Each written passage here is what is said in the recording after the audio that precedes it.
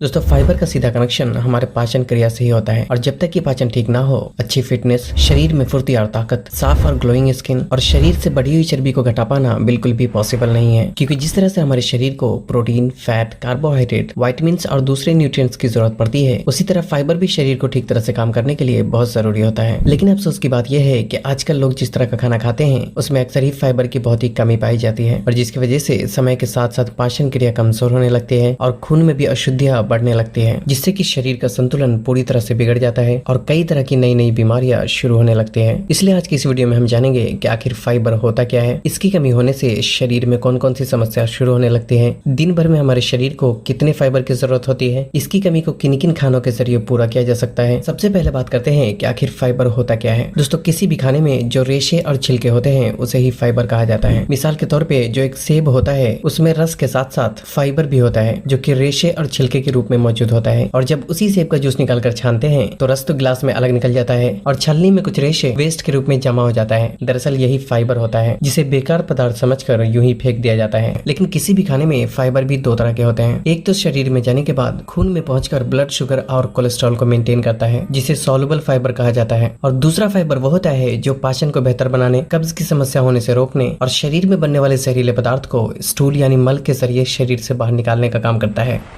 अब बात आती है कि हमारे शरीर को दिन भर में कितने फाइबर की जरूरत होती है। दोस्तों औरतों के शरीर को दिन भर में 20 से 25 ग्राम फाइबर की जरूरत होती है, जबकि मर्दों के लिए दिन भर में 30 से 35 ग्राम फाइबर अपने खाने के जरिए पूरा करना बहुत जरूरी होता है।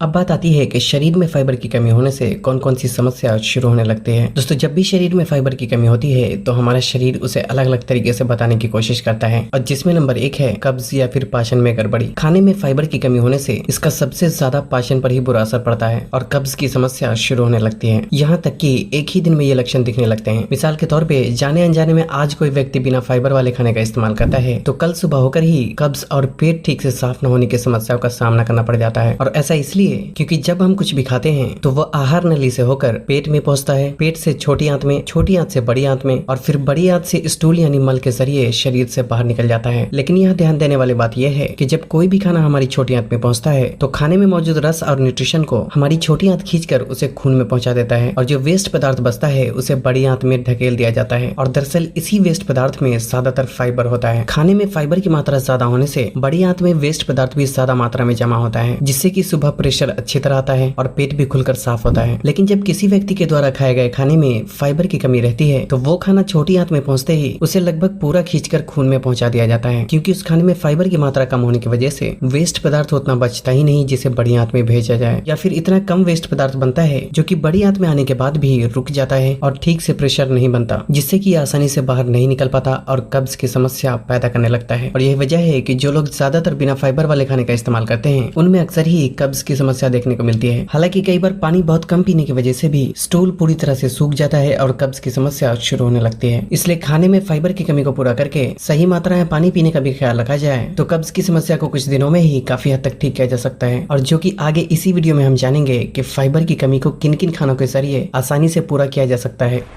नंबर 2, फाइबर की कमी का दूसरा लक्षण है ब्लड शुगर फ्लक्चुएशन, जिसका मतलब है कि खून में शुगर की मात्रा एकदम से बढ़ जाना और फिर तुरंत एकदम से कम हो जाना। क्योंकि जब कोई व्यक्ति बिना फाइबर वाले खाने का इस्तेमाल करता है तो उसमें मौजूद शुगर, कार्बोहाइड्रेट और दूसरी कैलोरीज तुरंत खून में पहुंचकर ब्लड शुगर को इंक्रीज कर देता है, जबकि फाइबर वाले खाने का इस्तेमाल करने से ये शरीर में धीरे धीरे एब्जॉर्ब होता है और ब्लड शुगर को अचानक से इंक्रीज भी नहीं करता। और यही वजह है कि डायबिटीज वाले लोगों को डॉक्टर हाई फाइबर फूड खाने की सलाह देते हैं।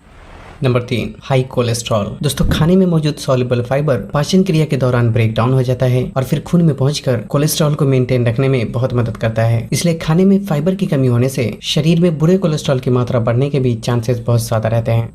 Number 4, skin problem. दोस्तों बिना फाइबर वाले खाने का लगातार इस्तेमाल करने से खून में शुगर की मात्रा बढ़ती है, जिससे कि ये इंसुलिन और शरीर के हार्मोन्स पे भी बुरा असर डालता है। और यही वजह है कि जो लोग ज्यादातर बिना फाइबर वाले खाने का इस्तेमाल करते हैं उनमें एक्नी और पिंपल्स की प्रॉब्लम ज्यादातर देखने को मिलती है। हालांकि पिंपल्स की प्रॉब्लम होने के और भी कई कारण होते हैं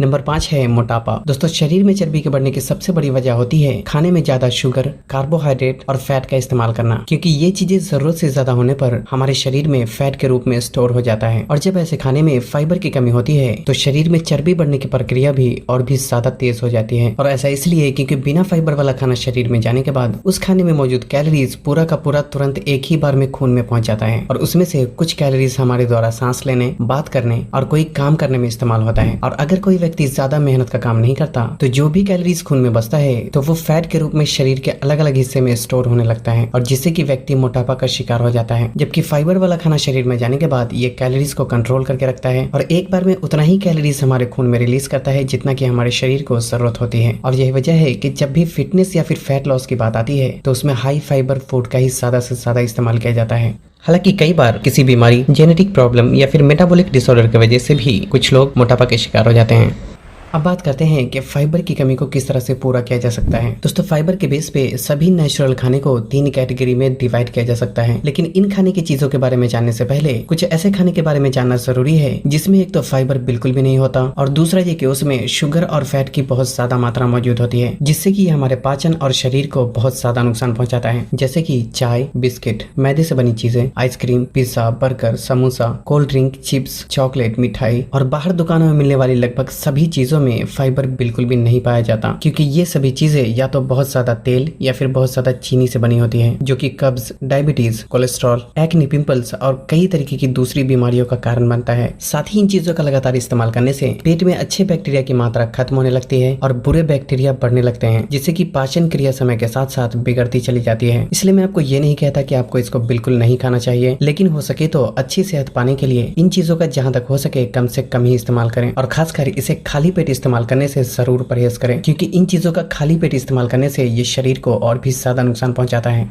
अब हम फाइबर के बेस पे कुछ नेचुरल फूड को 3 कैटेगरी में डिवाइड करते हैं, जिसमें पहली कैटेगरी में ऐसी खाने की चीजें आती हैं जिसमें फाइबर की अच्छी खासी मात्रा मौजूद होती है, जैसे कि राजमा, चना, ओट्स, ब्राउन राइस, खीरा, गाजर, चुकंदर, ब्रोकली, मटर, पालक, सभी तरह की दालें, सेब, केला, अमरूद, कीवी, नाशपाती और सभी तरह के फल और सब्जियों में फाइबर अच्छी मात्रा में मौजूद होता है। दूसरी कैटेगरी में ऐसी खाने की चीजें आती हैं जिसमें फाइबर तो होता है लेकिन अक्सर ही उसे निकाल कर फेंक दिया जाता है, जिसकी वजह से उसमें फाइबर की मात्रा में कमी आ जाती है, जैसे कि बिना छिलके वाला आलू। और रोटी बनाने में आजकल जिस तरीके से मैदे की तरह महीन आटे का इस्तेमाल किया जाता है उसमें भी फाइबर की ना के बराबर मात्रा होती है। और तीसरी कैटेगरी में ऐसी खाने की चीज आती है जिसमें फाइबर बिल्कुल नहीं होता, और इस कैटेगरी में सफेद चावल, गोश्त, मछली, अंडा और सभी तरह के नॉनवेज फूड आते हैं। अब यहाँ हमारे लिए ये समझना जरूरी है कि हमें इनमें से किसी भी खाने से परहेज करने की जरूरत बिल्कुल भी नहीं है, बल्कि इसके इस्तेमाल करने का सही तरीका जानने की जरूरत है। इसलिए अब हम बात करते हैं कि इन चीजों के खाने का सही तरीका क्या होना चाहिए। दोस्तों यहाँ हम देख सकते हैं कि पहली कैटेगरी में सभी फाइबर वाली खाने की चीजें हैं, जबकि दूसरी और तीसरी कैटेगरी में मौजूद खाने में या तो फाइबर बहुत कम मात्रा में मौजूद होता है या फिर बिल्कुल होता ही नहीं। और यही अक्सर लोग गलती करते हैं, क्योंकि खासकर जो लोग रोटी या फिर सफेद चावल के साथ मांस, मछली, अंडे या फिर ज्यादातर आलू की सब्जी का इस्तेमाल करते हैं, उनके शरीर में अक्सर ही फाइबर की कमी होने लगती है, क्योंकि सफेद चावल, गोश्त, मछली, अंडे या फिर किसी भी नॉनवेज में तो वैसे भी फाइबर बिल्कुल भी नहीं होता। रोटी में फाइबर बहुत कम मात्रा में होता है और आलू का छिलका निकाल देने की वजह से उसमें भी फाइबर की मात्रा में बहुत ही कमी आ जाती है, जिससे कि शरीर में फाइबर की जरूरत पूरी नहीं हो पाती, और ऐसे में अक्सर ही व्यक्ति को कब्ज की समस्या होने लगती है। इसलिए सही तरीका यह है कि जब भी आप कैटेगरी नंबर 2 और 3 में दिखाई जाने वाले किसी भी खाने यानी रोटी, चावल या फिर मांस, मछली का इस्तेमाल करते हैं तो साथ में कैटेगरी नंबर 1 से कोई भी सब्जी या फिर 150 से 200 ग्राम खीरे और गाजर जैसी चीजों को सलाद के रूप में अपने खाने में शामिल करना चाहिए, ताकि जो फाइबर रोटी, चावल, मांस, मछली और आलू से नहीं मिलता उसकी कमी सब्जी और सलाद के जरिए पूरी हो जाए, क्योंकि लगभग हर सब्जी में फाइबर की अच्छी खासी मात्रा मौजूद होती है। इसलिए यहाँ आपको बिल्कुल भी कंफ्यूज होने की जरूरत नहीं है। बस हमेशा ही इतना ख्याल रखें कि जो फाइबर रिच फूड है उसको आप अकेले भी इस्तेमाल कर सकते हैं, लेकिन जिस खाने में फाइबर नहीं होता उसे किसी न किसी एक फाइबर वाले खाने के साथ खाना चाहिए। लेकिन क्योंकि फाइबर पानी को सोखने का काम करता है, इसलिए जब आप हाई फाइबर फूड का इस्तेमाल करते हैं तो आपको दिन भर में 2.5 से 3 लीटर पानी पीने का भी खास ख्याल रखना चाहिए। फाइबर वाली जो भी खाने की चीजें बताया है उसमें किस खाने में कितना फाइबर होता है ये आप गूगल में सर्च करके भी देख सकते हैं, या अगर आप चाहेंगे तो मैं कोशिश करूंगा कि किस खाने में कितना फाइबर होता है इस बारे में भी एक अलग से ही वीडियो बना दूं। तो बस आज के लिए इतना ही। अगर वीडियो पसंद आई हो तो इसे लाइक और शेयर करके चैनल को सब्सक्राइब करना भी ना भूलें, और तब तक के लिए अपना ख्याल रखें।